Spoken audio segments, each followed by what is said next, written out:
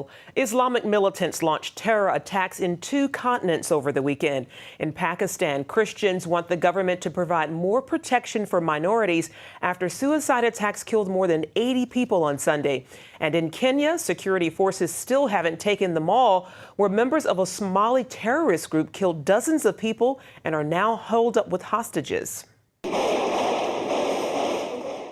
The attack began on Saturday at noon. 2 groups of gunmen stormed that mall, throwing grenades and opening fire. There was some panic going on and then another one in quick succession and some gunshots. Now at least 68 are dead and 175 wounded. At least 5 Americans, one of them a child. It's an enormous offense against everybody's sense of right and wrong. Eyewitnesses say the gunmen targeted non-Muslims and allowed all Muslims to leave. Now we are here to rescue only the Muslims. If you are Muslim, stand up and go.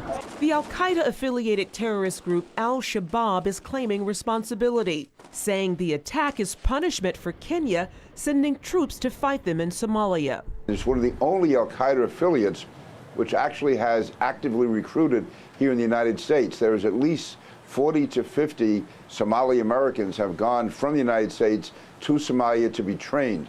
Meanwhile, a wing of the Pakistani Taliban claims responsibility for the deadliest attack ever on Pakistan's Christians. Officials say more than 80 people were killed and over 140 wounded.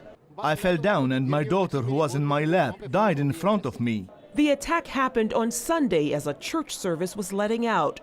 A pair of suicide bombers blew themselves up as hundreds of worshipers were coming out of a historic church in Peshawar to get a free meal.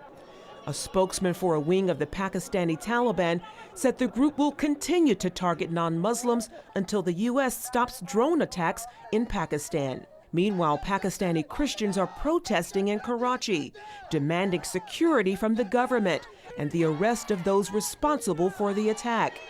Christians make up less than 3% of Pakistan's population, and this most recent attack highlights their vulnerability. And roughly 96% of Pakistan's 180 million people are Muslim.